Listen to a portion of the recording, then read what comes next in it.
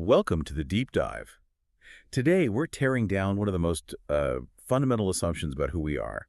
We're really going to explore the boundary between abstract ideas and hard, measurable science. We are. We're looking at something pretty radical. The ability to change not just your opinions, but your actual physical neurological structure. Exactly. What the source material calls literally changing your mind. That's right. This whole deep dive is built around the work of Dr. Joe Dispenza, especially his book, Evolve Your Brain. And our mission today is really targeted. We are diving straight into the science of consciousness neuroplasticity. And that powerful, almost immediate link between your inner world of thought and your physical reality. It's a huge topic. It is. And crucially, we're going to look at the argument that consciousness isn't some side effect of your brain. The claim is that it's the primary force. And that intentional focused thought is a tool for rewiring your own brain, which can lead to these massive physical transformations. Including, as we'll get into, documented cases of spontaneous healing. This is all about grounding the power of the mind in real, demonstrable neurobiology. It completely flips the old materialist view on its head. Yeah. And to get there, to understand the mechanics of it, we don't have to start with something complex. We can start with something that happens in your body every single second. The power of a single thought. The power of just one thought. Okay, let's set the scene for this. I want you, listening right now, to just try a simple experiment. Generate one single focused thought. It could be anything. A flash of anger about something that happened this morning. Or, a feeling of intense desire or joy. Or maybe even one of those limiting thoughts we all have, like, oh, I can't do this. Just pick one and hold it for a moment. Okay, got it. Now let's unpack what the science says just happened in your physical body, system-wide, completely outside of your conscious control. That single thought you just manufactured, that little electrical impulse, it triggered a full-blown cascading biochemical event. It starts immediately. Your pancreas and your adrenal glands, they instantly secreted a whole new cocktail of hormones. At the same time, specific areas in your brain just flooded with electrical current. Neurochemicals were released, some activating, some shutting things down. And that's just the very beginning of the domino effect. And it's not just in your head, it's systemic. Your spleen and your thymus, which are key to your immune system, got a message from those hormones and began to modify their operations. So your body is already preparing for either a threat, fight or flight, or for a state of rest and repair just based on that one thought. And it keeps going. Your digestive system responds. Gastric juices start to flow, or they shut down completely if it was a stress thought. Your heart rate changes, your breathing pattern, the volume of your lungs, it all alters instantly. Even the blood flow to your hands and feet, it changes. They might get warmer or colder depending on the thought. And all of this happens in, seconds? Seconds. Based on one thought. And I think this is where the source material really lands a punch. It's the sheer scale of this unconscious influence. Exactly. If one conscious thought can do all that, imagine the cumulative effect of all the unintentional repetitive thoughts that are running in the background all day, every day. Right. If your default setting is, say, low-grade anxiety or resentment. You are manufacturing those corresponding chemicals constantly, 24/7. And that really raises the pivotal question, doesn't it? Are we, through these loops of habitual thinking and feeling, actually training our own bodies into a state of imbalance or even disease? That's the critical query. We're essentially creating a biological addiction to a chemical version of self that might not be serving our health at all. And the implication is, it's that changing your mind is the only way to change your body's future. Okay, so let's unpack that. If a thought has this massive physical impact, we have to reconsider where the thought even comes from. This leads us to a huge philosophical leap to the source's demand. A total paradigm shift, and it's rooted in, of all things, quantum physics. We really need to define the old way of thinking versus this new one. The old paradigm, the one that basically dominated the 20th century, was pure materialism.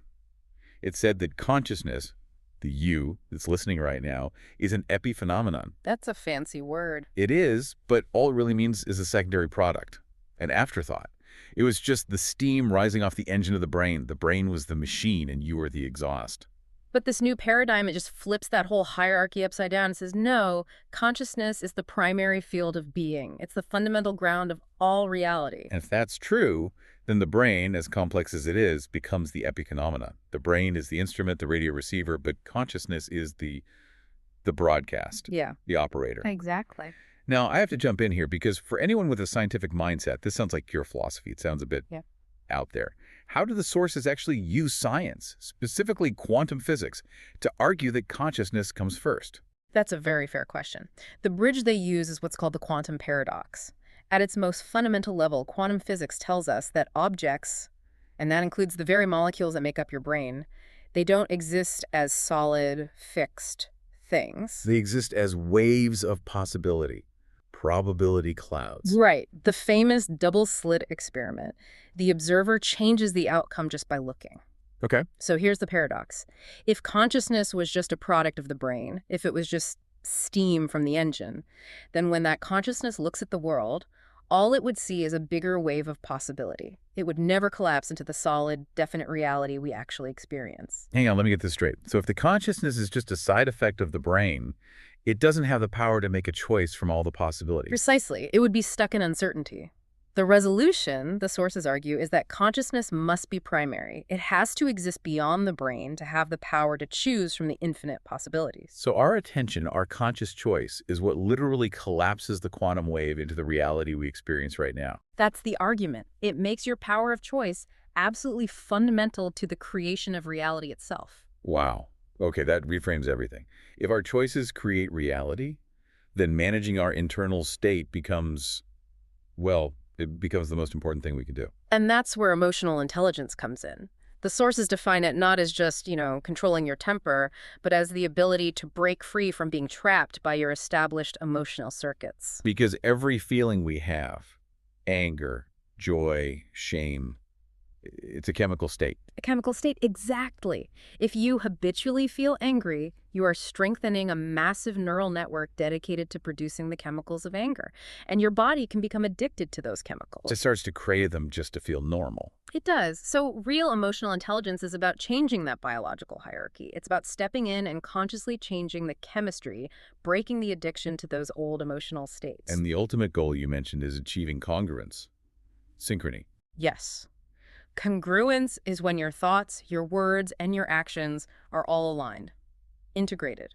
If you say you want health, but you think you're unlucky and you do things that are destructive, you're incongruent. You're sending mixed signals, not just to the universe, but to your own body. Right. If your thoughts are saying, I am whole and healed, but your feelings are still pumping out the chemicals of, I am sick and worried, you're stuck.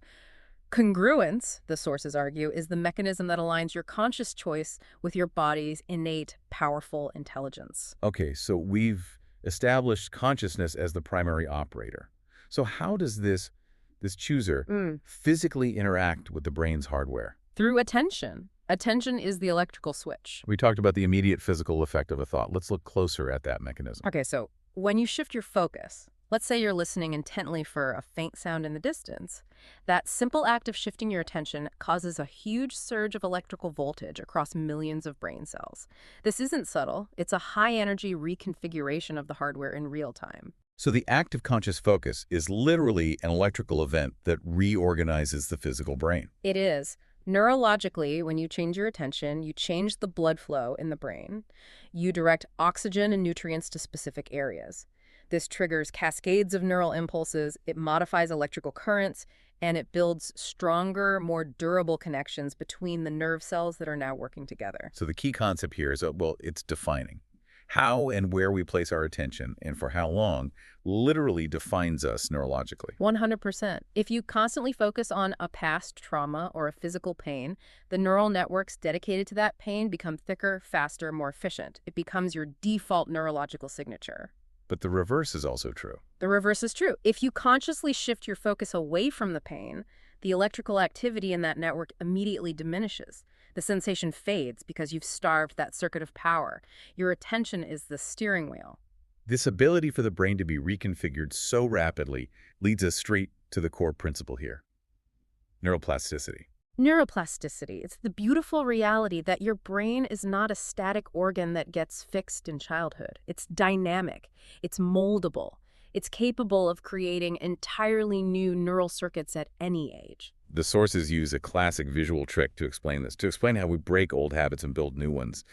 It's the famous duck-rabbit optical illusion. It's a perfect example. The first time you look at that image, your brain does instant pattern recognition. Maybe you see a duck. That's your temporal lobes firing automatically based on old established patterns. The ingrained circuit. Very ingrained circuit. But now comes the challenge. You have to intentionally force yourself to see the rabbit. That's not passive. That requires conscious, directed effort. And that effort is your frontal lobe kicking in. Right. The frontal lobe is the seat of your intentional will. It has to send an override signal. It basically tells the duct circuits to cool down, to stop firing, and it actively reorganizes the wiring to build the image of the rabbit. And that intentional shift, even for a moment, it physically changes your brain forever. A new path has been traced. New connections have been strengthened. It is the biological reality of breaking a habitual perception and installing an intentional one. This brings us to the most compelling proof in the sources, the power of mental rehearsal. Let's take the finger dexterity exercise. Okay, so if you physically practice touching your thumb to your pinky, then your index, ring, and middle finger in a sequence, that takes focus and energy. It activates a very specific neural pattern. But the groundbreaking part comes from the studies where people just closed their eyes and mentally rehearsed it. They didn't move a single muscle. And the brain scans confirm it. The exact same set of nerve cells fire in the exact same part of the brain as if they were physically doing it. So wait, the brain literally cannot tell the difference between a real physical action and a vividly imagined one. At the level of neural firing, no. This is more than the placebo effect, which is about belief. This is about structural reorganization. It's a direct, measurable expansion of neural networks purely through intentional thought. The hardware is upgrading itself based on the software you're running. Which means we can leverage the foundational rule of this entire process. Hebb's law. Hebb's law of neurobiology. It's so simple and so profound. The first part is about creation. Nerve cells that fire together, wire together. Like wearing a path in the grass. Perfect analogy. The more you walk that path, the more you think that thought or rehearse that skill, the stronger that neural circuit becomes. That's how we build a new you. And the second part is just as important because it's about how we get rid of the old you. Absolutely. It's the use it or lose it principle. Nerve cells that no longer fire together, no longer connect with each other. So by consciously starving those old negative patterns, resentment, self-criticism, by withholding our attention from them. Those neural circuits literally atrophy. They wither, they fall apart, leaving neurological real estate free for the new intentional patterns you're building. This is how you biologically break the habit of being your old self. It's one thing to talk about Hebb's law abstractly, but this work becomes so compelling because it's grounded in the author's own incredible life experience. Dr. Dispenza's recovery is really the ultimate proof of concept. It shows this science isn't just theoretical, it's applicable in the most dire circumstances imaginable. Let's tell that story. It happened in 1986. Right. He was an accomplished triathlete near the end of a race on his bike, and he was hit by an SUV going over 80 kilometers an hour. The injuries were catastrophic. The diagnosis was multiple compression fractures all the way down his spine, D8 to L1. And one vertebra, D8, was compressed over 60%. The surgical recommendation from 3 top surgeons was unanimous, and it was grim. Immediate surgery, a laminectomy, and the insertion of Harrington rods. Which are these long stainless steel rods, 20 to 30 centimeters, that run almost the entire length of your spine. And the prognosis, if he refused, over a 50% chance of permanent paralysis from the chest down. This is the turning point, though, because conventional wisdom clashed with his own deep personal knowledge of his body. It did. The final surgeon, trying to be reassuring, told him there was normally no movement in that part of the spine anyway, so the rods wouldn't be a big deal. But Dispenza had spent years doing martial arts and 3 hours of yoga a day. He knew his dorsal spine was incredibly mobile and flexible. And that contradiction was everything. It created this profound cognitive dissonance. He realized that conventional medicine was missing something about the body's true potential to heal itself. So he made an unbelievable decision. He declined the surgery. He decided to trust what he called his body's innate intelligence, the same power that created his body in the first place. He believed it could heal his body if he gave it the right directions. He went from being a victim of the accident to being the conscious operator of his own healing. And he created this incredibly demanding, intentional plan to do it. It had 4 main parts. First, his diet. He restricted it to small quantities of raw food only. Why was that so important? It was all about energy conservation. Digestion takes a massive amount of your body's energy. By eating simply, he freed up that energy reserve and made it available for tissue repair and spinal regeneration. Second, and this is the core of his whole philosophy, He committed to 3 hours a day of self-hypnosis and meditation. And this wasn't just passive relaxation, this was active mental construction. He was visualizing his spine fully repaired, linking those detailed images with the intense feeling of being completely healed. He wasn't hoping for it. He was feeling it as if it had already happened. That congruence we talked about. Exactly. Sending a clear, powerful signal to his body's objective intelligence. Lured, he defied the order for strict bed rest. He knew bones need mechanical load to heal, to deposit calcium. So he had a custom inclined table built. He started at just 2 degrees above horizontal, gradually applying gravitational pressure to stimulate bone growth. He was reteaching his body how to bear weight, bit by bit. And finally, mobility. He started swimming, in weightlessness, then crawling, and eventually back to rigorous yoga to restore flexibility. And the result is the anecdote that launched his life's work. He stood up on his own at 9.5 weeks. He was back at his practice at 10 weeks. No rods, no paralysis, and minimal long-term pain. He had used his conscious mind to direct his innate intelligence to rebuild his physical body. After that recovery, he dedicated his life to investigating other cases of spontaneous remission. These radical, unexpected recoveries from severe illness. Yeah, he looked at all sorts of cases. People who survived terminal leukemia, late-stage cancers, people who overcame chronic conditions just by changing their mind. There was a man named Dean who was given 6 months to live but survived 25 years. And Sheila, who cured her chronic digestive issues by letting go of decades of resentment. These weren't just one-off miracles. They were repeated events. And in science, if something happens 3 or more times, you can't just call it a coincidence. You have to look for the constant cause. Which led him to identify 4 common qualities, 4 pillars, shared by everyone who experienced this kind of profound, spontaneous healing. Pillar 1. The first constant was a shared belief. They all believed in a superior, innate intelligence within them. They might have used different words for it. The divine mind, objective consciousness, the subconscious. Yeah. But the concept was the same. It was a belief in the power that gives life, that maintains order in the body, and that can facilitate healing. And to get why this is so crucial, you have to appreciate the sheer scale of this intelligence. The numbers are just staggering. Your heart beats over 100,000 times a day. It pumps 8 liters of blood a minute through 96,000 kilometers of vessels.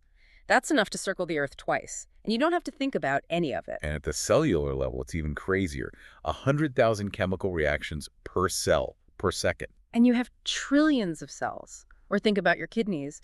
They perform a filtration process that is vastly superior to our most advanced dialysis machines. That perfection, that complexity, that's the work of the objective intelligence. So the breakthrough for these people was making conscious contact with that intelligence. Yes. They moved from being disconnected from it to consciously directing it toward a new blueprint of health. They stopped being subjects of their biology and became the directors of their biology. Which brings us to pillar 2. Thoughts are real. They have physical weight. They are not just ephemeral things. This is the field of psychoneuroimmunology.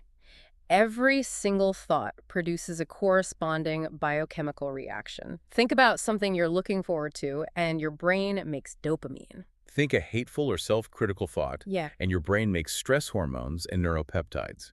You are literally converting your inner monologue into physical matter. And if you are stuck in a state of chronic anxiety, your body is constantly bathed in cortisol and adrenaline. Long-term, that suppresses your immune system, it promotes inflammation, it physically tears down your body's repair systems. This creates what the sources call a state of being. A state of being, which is a continuous feedback loop. A thought creates a feeling.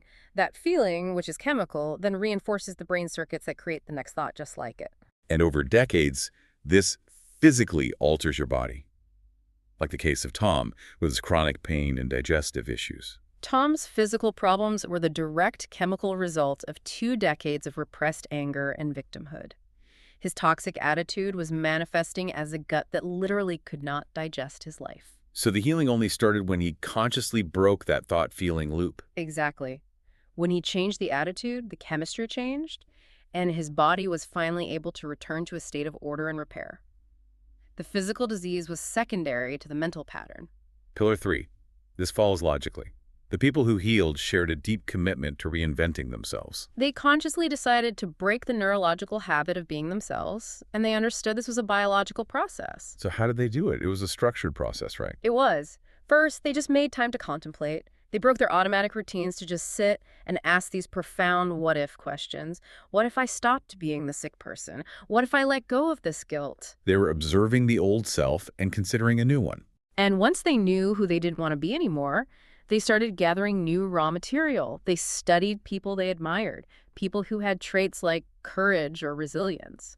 They used that to build a new self-concept, a new personality they wanted to install. And the installation process was daily mental rehearsal, leveraging neuroplasticity. And we have the clinical proof for this.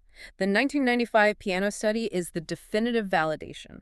One group physically practiced a piano sequence, another group only mentally rehearsed it. And the results were astounding. The mental rehearsal group showed almost the exact same expansion of neural networks in their motor cortex as the group that physically practiced.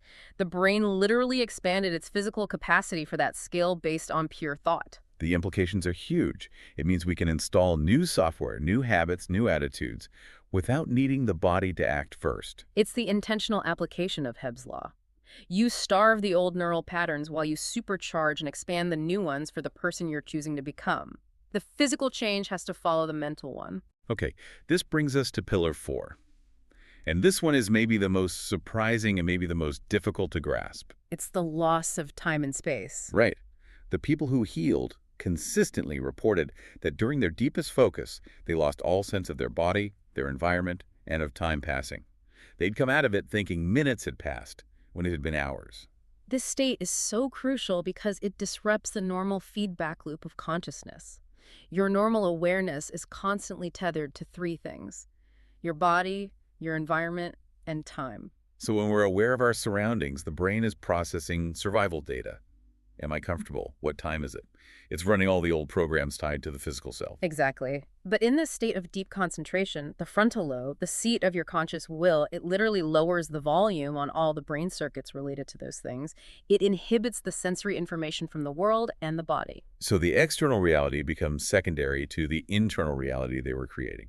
They were so focused on visualizing the new, healthy self that the sensory feedback of the familiar sick self was just temporarily shut off.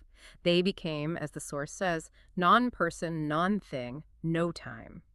And what does that achieve biologically? Why is that state so powerful? Because when the only thing that remains real is your focused thought, your brain is momentarily free from the chemical feedback loop of the old self. In that state of pure potential, the brain is wide open, highly suggestible, and ready to be reinstalled with the new blueprint. It's how you bypass all the conscious filters and communicate directly with that powerful, objective consciousness that runs the body. It allows the intentional thought to become the overriding command. So, to pull all this together, from quantum physics to the 4 pillars, we need to be absolutely clear on the core definitions here.